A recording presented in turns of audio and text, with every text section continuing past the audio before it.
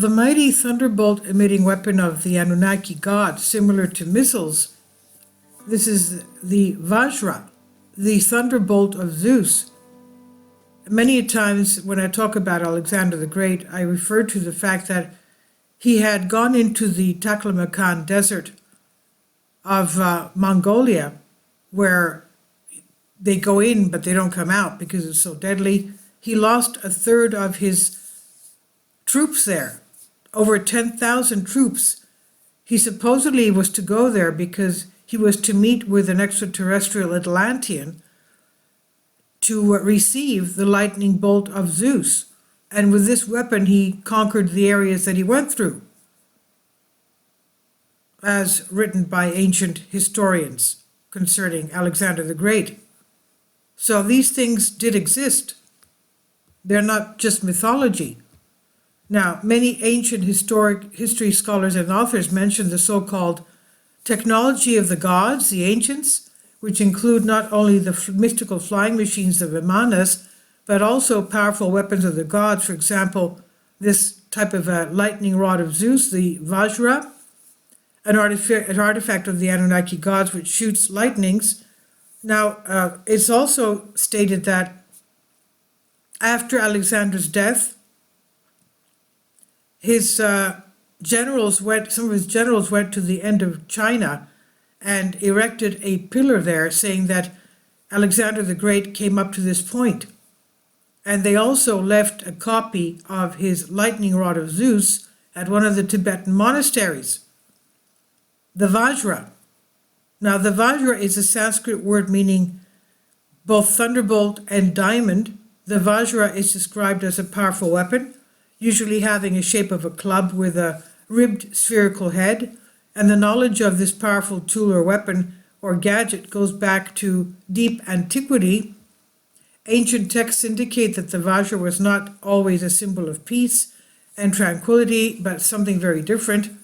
It first appeared in ancient India in the Vedas and Puranas, where it was the weapon of the Vedic rain and thunder deity Indra. Some descriptions found in ancient texts bear eerie similarities to modern-day missiles. The creation of the Vajra. One day, Asuras, demigods named Vritra and Namuchi, were troubling the Devas, gods or celestial beings. They were determined on killing the mighty Hindu deity Indra, the king of heaven and the Devas, so they targeted the humans on earth. They thought that if they harmed the humans, Indra would surely come to defend the humans. Indra and the Devas went to Lord Vishnu for help. There's only one way. You must become close friends with Vritra. Only then you will be able to learn about his weakness. And when the right time comes, you will attack. But first you must go to the sage Dadichi. He is fit to attain salvation. But I need to take the last test. Tell him to kill himself and give his bones to Vishwakarma, who will craft a powerful weapon with his bones capable of killing Vritra, Vishnu said. The Devas were horrified at hearing this. They had to use someone's bones to craft a weapon, but they knew that they had no other choice, so they went to sage Dadichi's hermitage, and Dadichi was immersed in deep meditation. There was a bright light coming out of him. Finally, he woke up.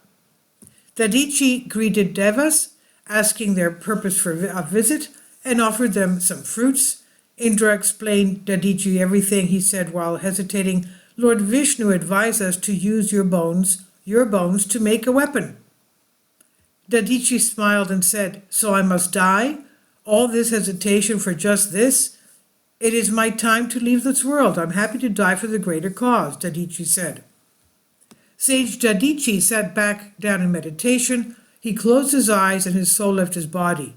Dadichi sacrificed his life for them. Indra gave the bones to Vishwakarma, who used them to make the Vajra, Indra's primary weapon. Indra then befriended Vritra and learned his weaknesses, and when the right time came, Indra formulated a plan, and with this, Vajra killed Vitrasura. The Rig Veda describes this conflict as follows. Now I describe the glorious deeds of Indra, who holds Vajra.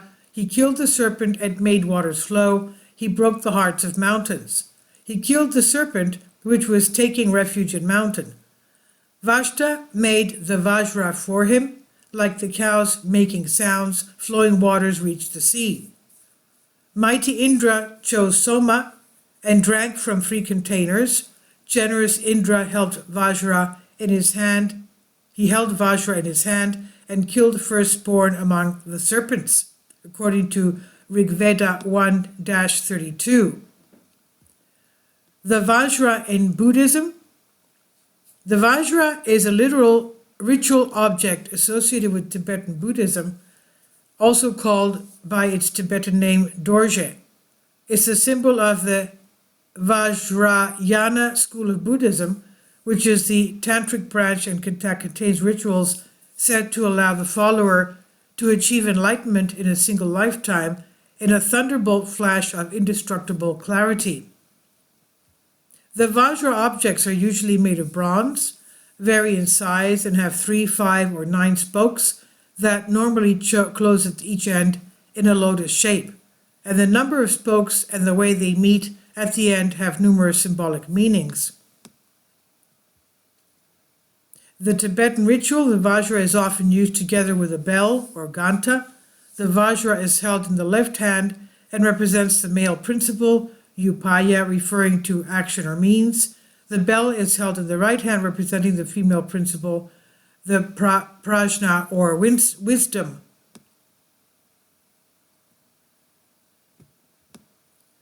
The double dorje or vishvarja are 2 dorjes connected to form a cross. A double dorje representing the foundation of the physical world and is also associated with certain tantric deities. Similar concept of lightning bolt-like weapon in Western cultures. Scholars contend that there is no relationship between Indian, Greek, Australian, Norse, and the cosmology of the Americas. They believe that each civilization conceived of their gods independently and that a deeper, older, universal tradition does not exist. If this was the case, then the foundations of these societies, their myths, traditions, legends, and beliefs, and iconography should be unique to them, their location, and their history. The symbol of the thunder or thunderbolt as a tool of destruction, for example, surfaces in many ancient civilizations. In the Western world, the thunderbolt is most readily associated with the Greek sky god Zeus, the thunderbolt of Zeus. He defeated the Titans using it and took control of the Greek pantheon. And according to legends, Zeus freed the Cyclops, the master builders. Well, Cyclops actually was a son of Zeus, who were imprisoned in the depths of the underworld, Tartarus. In gratitude for their release, they gave him a marvelous weapon, the thunderbolt. In another story, Zeus used his formidable weapon to battle the largest and most fearsome creatures in all of Greek mythology, the 100-headed serpent Typhon. Early images of Zeus depict him holding a rod-like thunderbolt, while others show this deadly weapon with its ends splaying into 3 prongs. A Varja-like weapon also appears in the Sumerian text. Its use is recorded in the Babylonian epic of creation, the Enuma Elish. A battle between the sky god Marduk, or Bel, and the serpent Tiamat is detailed in the 4th tablet of this ancient document. The evil and powerful Tiamat, according to Enuma Elish, was devising treacherous plans against Ea and other reigning gods. The gods were afraid to invoke her evil wrath and search for a solution. Ea attempts to confront Tiamat, but instead of fighting backs down. Marduk, his son, steps forward and volunteers to fight the enraged serpent, but on one condition. If he is successful, he will have dominion over the entire universe. The gods agree and provided Marduk with mighty weapons, including a bow, a mace, and a net to use in his battle against Tiamat. They gave him the unrivaled weapon, the destroyer of the enemy.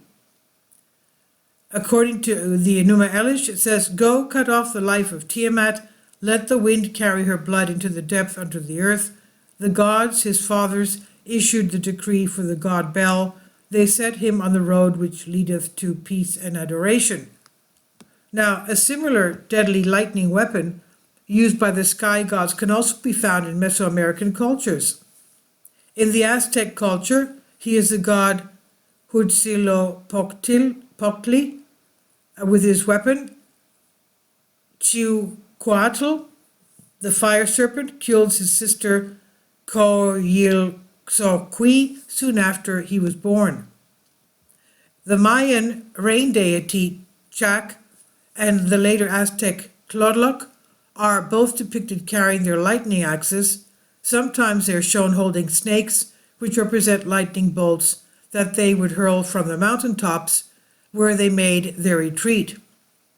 In Peru, there is a god Ilapa, who is described as a man wielding a club in his left hand and a sling in the right. And this is on House and Wise by Vicky Verba. Please leave your comments, and thank you for your support. Support my Patreon account. The daily posts are 5 videos daily, and they are totally different from what I have on my YouTube channel.